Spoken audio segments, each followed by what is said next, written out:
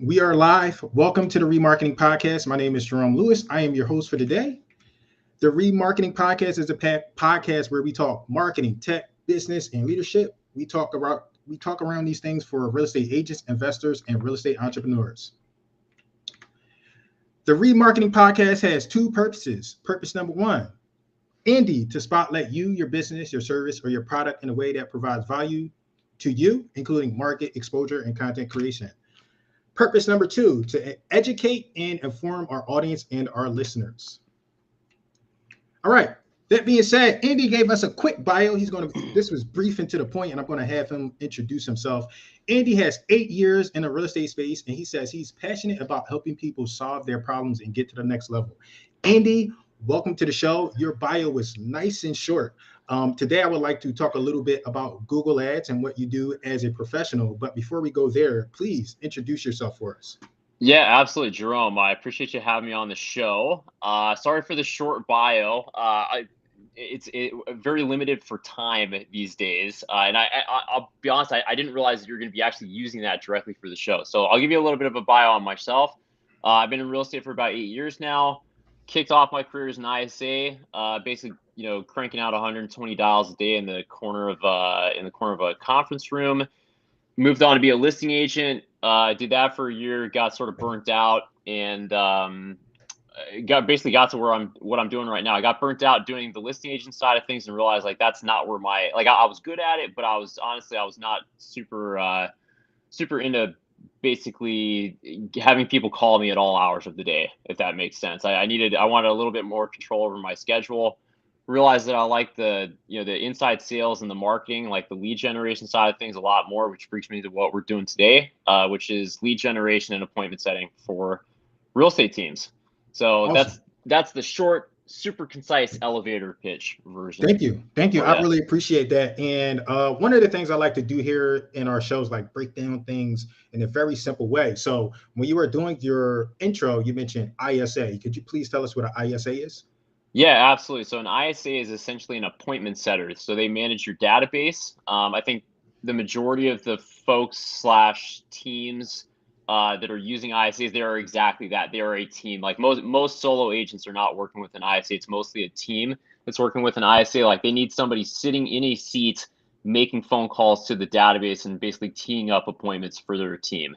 It really comes down to a delegation of roles for a team. So, if you've got a team of agents highest and best use of their time is essentially going out, getting face-to-face with people, writing contracts, closing deals, that kind of thing. Like their highest and best use of their time is not making 100 plus phone calls a day to get a hold of people that are not ready to go. Basically, that is the highest and best use of an ISA's time, so to speak. Okay. So awesome. I appreciate that. And so we have a list of questions. We're going to get into those questions. And I like to formulate the questions around the person's expertise. So you do you run an agency, you do a few things, but I specifically want to kind of talk about Google today. And I want to be really specific to real estate since our audience is real estate.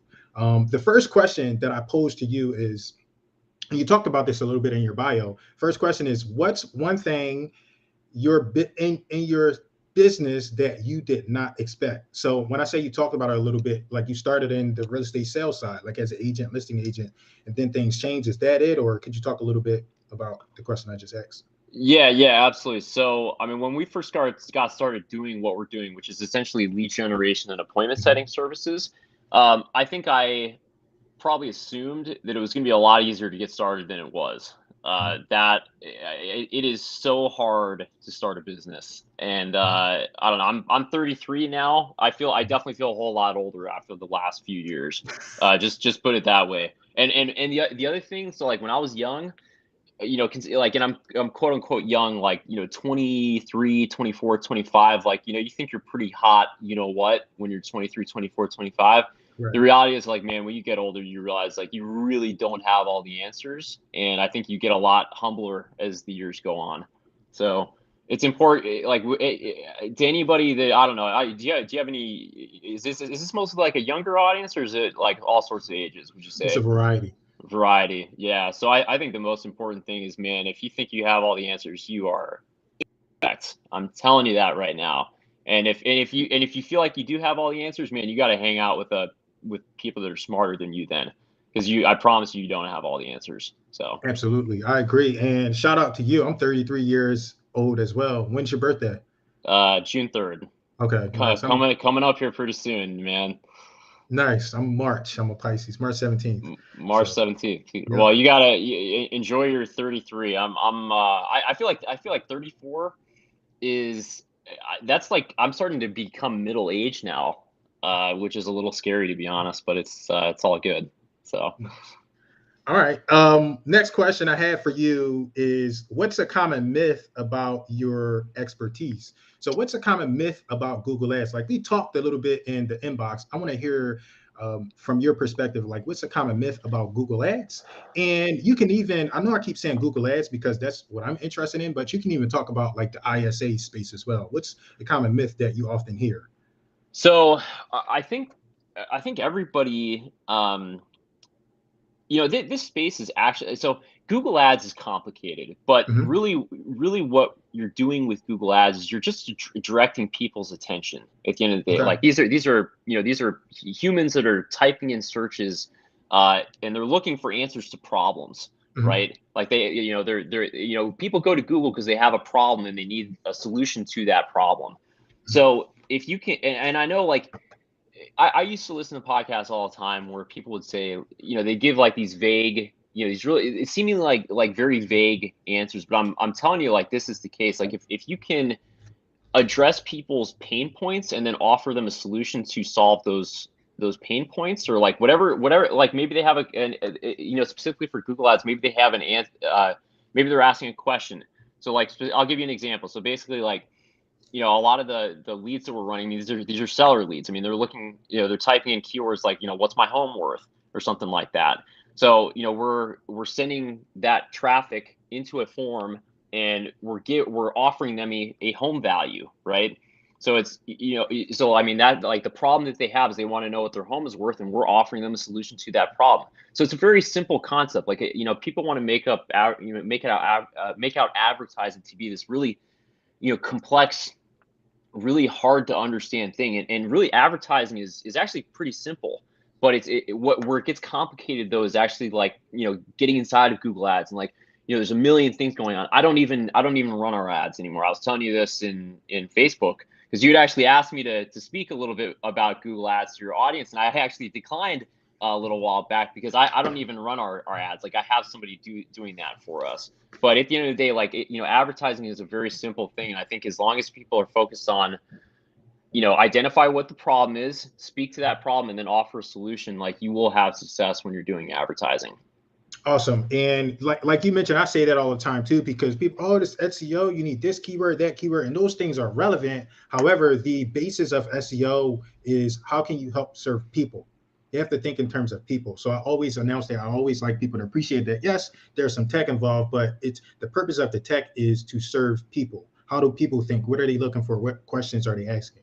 So I appreciate that. We both have similar, came up with similar research on that. Next question that I have for you is, what is the most important lesson you've learned in your time of what you're doing now, like ISA, lead generation, and Google Ads? Yeah, 100%. So this is a sales principle that I talk about. I mean, I'm posting about this stuff all the time. Mhm. If you are not truly concerned about the needs of the person that you're trying to do business with, so helping them, like focus on helping them solve a problem. Again, it's very similar with like advertising, like problem solution, right? So if you're truly focused on helping them solve a problem, and you're offering a solution, sales is actually pretty straightforward. Like that's what, like, people pay money to, I will pay somebody money to somebody that can solve a problem for me. So everybody wants to make sales out to be like super complicated, but that is truly what it is. If you're truly focused on serving the needs of other people and not expecting anything in return, solve their problems, I mean, the world is your oyster, man. Like it's hard to, I mean, look at all the problems in the world today. There's problems everywhere. So like you just got to open your eyes and go find them, right? I have, so the next question, I want to break it up into two, right? The next question is, who has been your most important professional mentor? And the two ways that I want to split it is, I want to know like who's been your most important like mentor and influence inside of the Google space. And then I also want to know in terms of the real estate space. Yeah, absolutely. So I'd say the biggest mentor for me in the advertising space. Wait, are we talking specifically Google Ads or just talking about advertising in general? Let's do both. Can you handle both? The advertising in Uh, general and Google Ads. Man, that's a tough one. I so like Google Ads, like honestly, Mhm, the guy that actually runs our mhm, ads, like he's been the biggest mentor. I found him in a Facebook group because I had questions on how to link up Google Tag Manager to Google Ads plus like Google Analytics. So like linking up those three together is, I mean, I feel like you need a PhD to do all of that. If you're mhm. talking just about advertising in general, I think the list of people is too lengthy to mention. I mean, there's just so many people off the top of my head. I mean, obviously Russell Brunson. I think Okay. everybody probably knows who he is. Okay. Probably. Um, uh, Man, I can't even think of it. I would say like so Russell Brunson. I mean, when I first picked up his book, .com Secrets. So that was back in Mhm. 2010. That was basically back when I was getting started doing this for the most part. And I didn't know anything. I didn't know a single thing about advertising or anything related to lead generation. I had just been in real estate for, you know, I was probably like about 5 years at that point. But I never run my own ads at that point. So Okay, so Russell Brunson, give us a few more. Who else? I know it's a lot because when people ask me the same question, it's tough. But what are some of the other ones? um so uh Ogilvy. Okay. I don't know why I can't remember Ogilvy's first name, but yeah, Ogilvy. I don't know. Are you familiar with Gary Halbert at all? Yes. Okay, Yes. Gary Halbert, he's like a copywriting legend. So I've read everything. I've read pretty much everything that's publicly available for Gary Halbert. I'm sure he's got a bunch of really expensive stuff that has not seen the light of day. But when it comes to copywriting, I think there's a quote that he mentioned. I don't know if this is Gary Halbert, but there's I don't know if this was Gary Halbert, but I think it was. The quote that he said is, "There's no such thing as a copywriter that is hungry. Like there's no such thing as a great copywriter that is going hungry. Like basically if you can write great copy, you should be able to find your way around and make money on the internet somewhere, essentially. So I don't know if that's helpful or not. That is helpful. And I think that I would like to hone in on that a little bit because I don't think people understand the importance of copywriting. And I've learned, I have, mentors and people that I like too.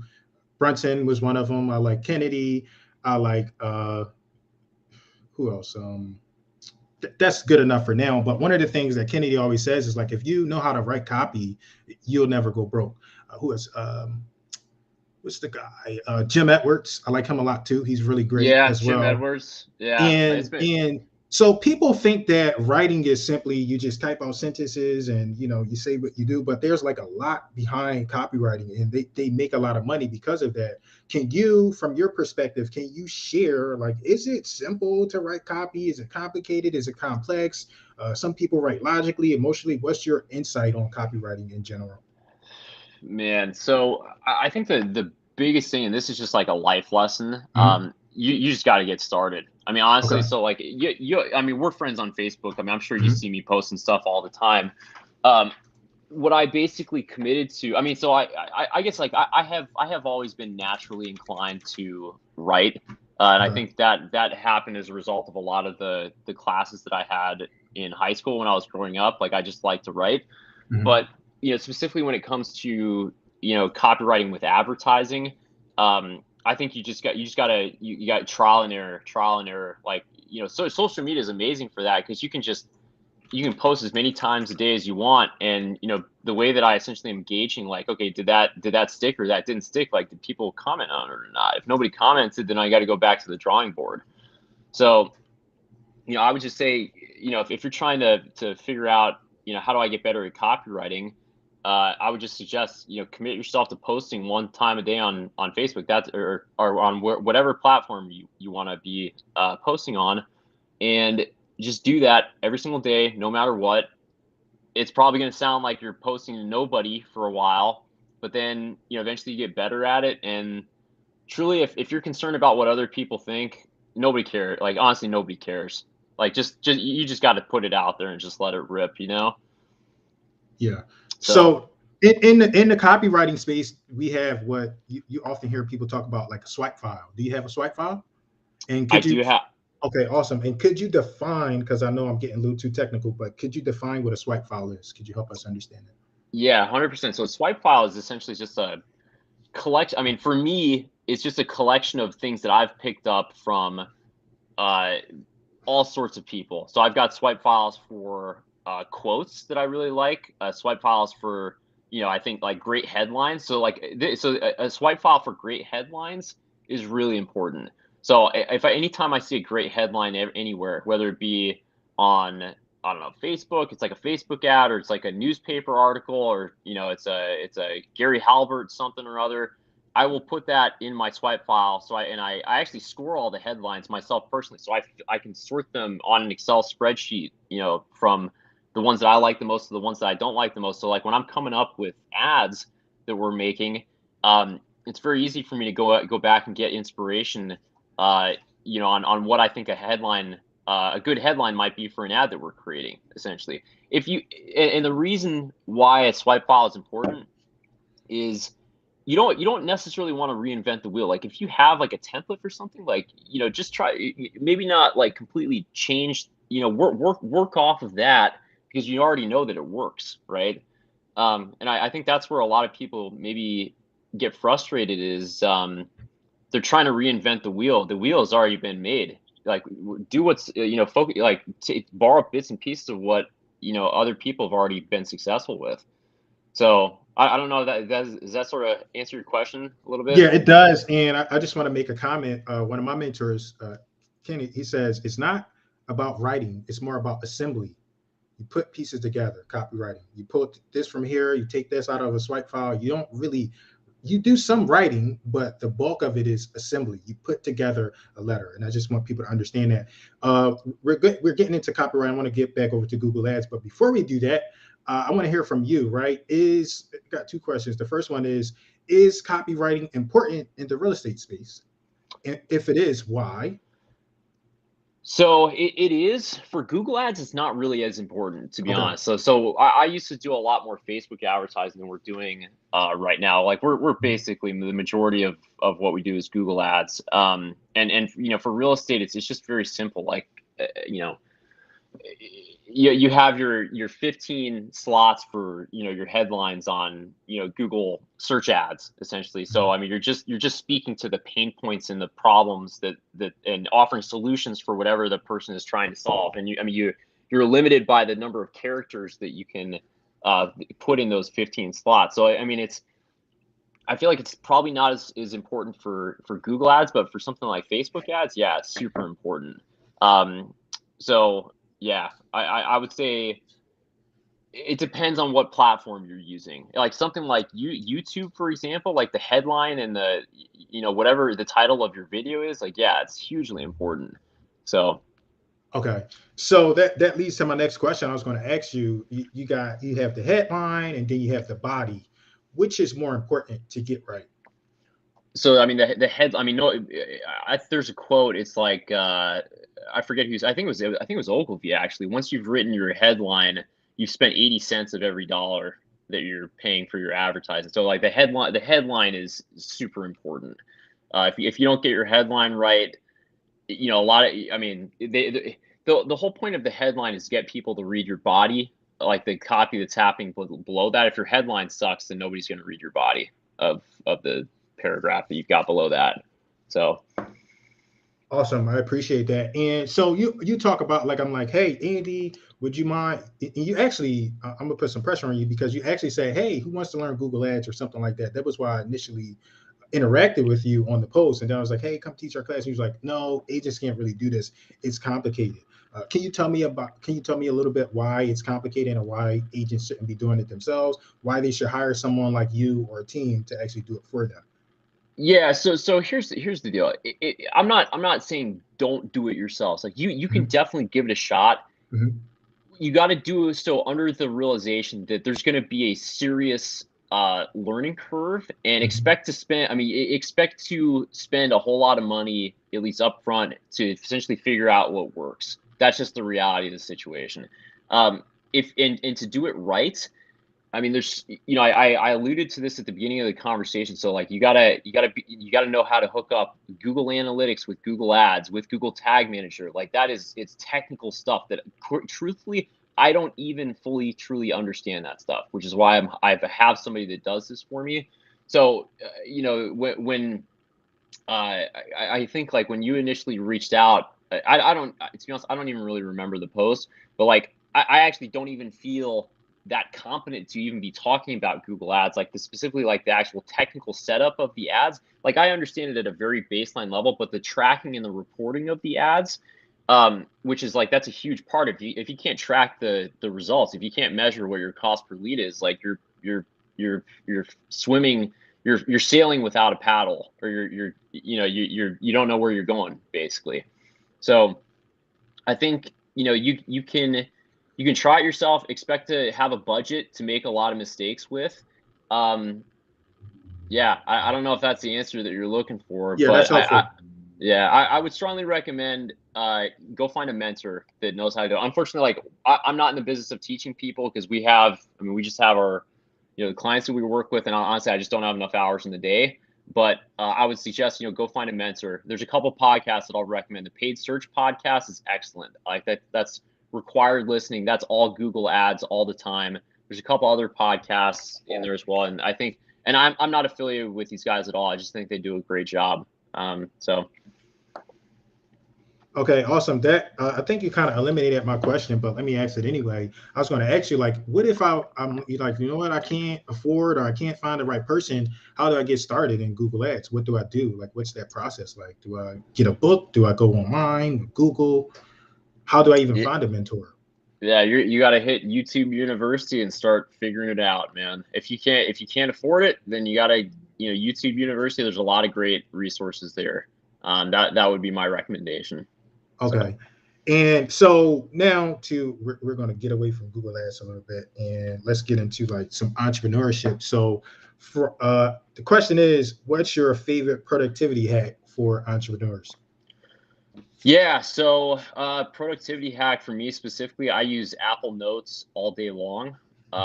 So I every day, there's no variation in my work day. I have a checklist of about 50 things that I get done every single day, Mhm. and I know if I get those things done every single day, everything else falls into place. I don't need to worry about where our where our business is coming from. I don't need to worry about, fulfilling on services that we offer. Like, it's just, checklists. If you don't have SOPs or checklists in place, you're in big trouble. So Okay. All right. So now we're going to go a little bit personal and get to know you a little bit. And first question I have for you, what's your favorite childhood memory? this is going to sound a little bit strange, but childhood memory, I had to mow the grass Mhm. when I was growing up, and my dad was a stickler for doing it the right way. That means, like, making sure, like, cutting the grass, like, the line's got to be straight. You got to do the edging around the side of the yard. Mhm. If you don't do the edging, you're doing to quote my dad, you're doing a half-ass job. Like, a half-ass job looks, you get half-ass results. So like the lawn, like if you mow the lawn and you don't do the edging around the house, it looks weird. It looks really funky. So like, you gotta, like, if you're gonna do a job, you gotta do it the whole way, all the way, 110% effort, or don't do it at all, basically. So I like that. And it explains why you have the success that you have. Next question, what's your favorite job or your favorite industry that you've worked in? favorite job, I gotta say it's what I'm doing right now. 100%. Yeah. I mean, it's so important. You got to find something that you enjoy doing, and I forget who said it, but if you find something you enjoy doing, it's not work. You just get to enjoy doing. You get to come in and work, and you're doing what you enjoy doing, so it's not work. Awesome. I appreciate that. I'm the same way. People ask me, "Oh, how do you work so much? How do you?" I enjoy it. Ever since I was, I'm 33 now. Ever since I was about 19, and I realized I could find a job that wasn't really work. I've been doing that ever since, and it's like a life hack. You're so It's happy, it's so fulfilled. it's important, man. If you enjoy what you're doing, and I mean it shows. Like people can feel it. It's important, really important. Couldn't agree more. Next question. We got one more personal question, then we're going to get into some bonus questions. The next question: if you could go back and give your 18-year-old self one piece of advice, what would it be? You need to focus on helping other people. Stop thinking about yourself. If you focus on helping people get what they want, then you can get what you want. Stop thinking about what you want. Start thinking about what other people want, and you'll get what you want.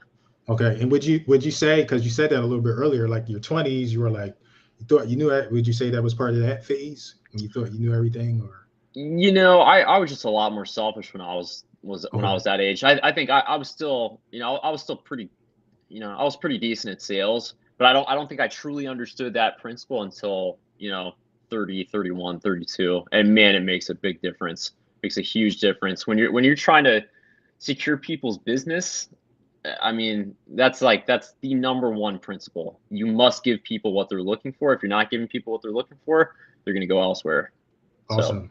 So I got some bonus questions. These questions I generally try to stomp people with these questions, but let's see what happens, right? So first question is, what's the biggest challenge you are facing in your business? right now is it's film. I mean, yeah, it's like how many people can you bring on at one time? And I think like finding a balance on that is tough. So I mean, we've got a really good team, but Mhm. if you put it's sort of like a python. Like if you try to eat too much all at once, like you have serious indigestion. So it's like how do we grow at a steady rate that doesn't cause everybody on the team to get super stressed out, and hate the job, like hate doing what they're doing. But as a business owner, like you're constantly looking. It's like, okay, you want to grow because you're also seeing that there's a lot of money. There's money coming in, but there's a lot of money going out too. So like you want to be, you're always looking at how much is going out, on a weekly, monthly basis. So, Okay. And what are your plans to overcome that issue? uh, I think just get me more efficient with the team that we've got. Okay. I think we'll probably we'll probably have to start raising prices here at some point because we've got a really good product and service, and honestly, it's just the end of the day, I mean, it's supply and demand. I mean, it's just it's economics. If you got a lot of demand, like it seemingly says that maybe your prices are too low, which maybe they are. I don't know. So that's what we're looking at. Got you. I think prices will help out a little bit. The next question I have for you: how can someone add immediate value to you or your business? Um, I mean, it just comes back to what I was saying. Figure out what people's pain points are and try to solve them. I mean, I think for us right now, man, that's a tough question. I mean, honestly, what would this is going to sound super corny, but what would add the most value to me? Like, if you're struggling right now, shoot me a message on Facebook. I'll try to point you in the right direction. I have some of the answers. I don't have all the answers, but I feel like there's a lot of people out there right now that are.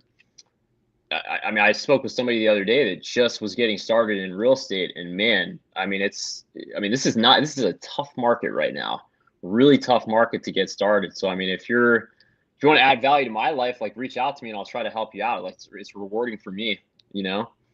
Awesome. And that's immediate value because the next question is very similar. How can someone add long-term value to you or your business? Um, So I'm gonna fall on the same answer I just gave there a second ago. Like literally, if you're having issues in this market, like man, reach out. We've got a lot of resources that we provide. Like no strings attached. Like we're just trying to help people get to where they want to be. So Awesome. Appreciate that. Next question. What are three books you'd recommend to the audience and why? So there's a book that I'm reading right now that I have known about for a while, but I'm reading it right now, and man, it's so important. It's called The Who, Not the, or no, it's called the Who, Not the How, and that it's an amazing book that really talks about the same problem that you're actually asking about earlier, which is like, okay, should agents be running their own Google ads, right? And this book talks specifically about like, okay, should you be spending your time learning how to do this, or should you be spending your time finding somebody like the Who, like spending your time focusing on finding somebody that knows how to do this, that is better at it? And the thing with finding the Who instead of the how, like the how, that's linear growth. And this was like the big aha moment for me. That if you try to figure out how to do it yourself, that's linear growth. If you find the Who, that's exponential growth. And if you do that enough times, like by adding the right people onto your team, you will get exponential growth like that. And that for me was just like, oh, like, of course. I wish I'd really known this like 10 years ago, and maybe success would have happened a little bit quicker, but it is what it is. And I know you're asking for 3 books, but that book right there, I'm gonna read that one, and I'm reading it again. I'll probably read it a 3rd time because it's that good. So. Okay. So I'm scared to ask this question. What's one question you wish I'd asked you, and how would you have answered? I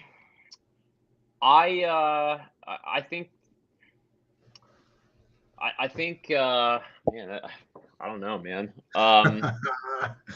Ask me what my favorite hot sauce is.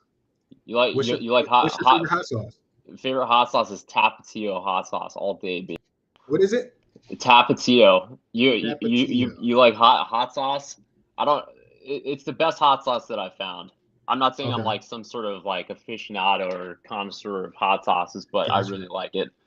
Had it on a breakfast sandwich this morning. So nice. I like that question. That's an interesting question. So next is the final question, and the final question I have for you is how can and where can people find out more about you online? Yeah, absolutely. If you want to reach out to me on Facebook, like I said, super active there. LinkedIn. My name is Andy Cole. 0to60labs.com is our website. So that's www.0260labs.com, labs.com.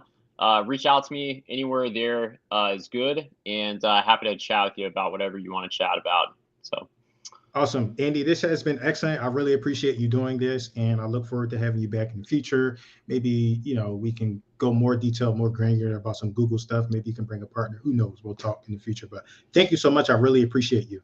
Sounds good, man. Hey, appreciate you having me on. All right. Absolutely. Bye-bye. Take it easy, man. All right.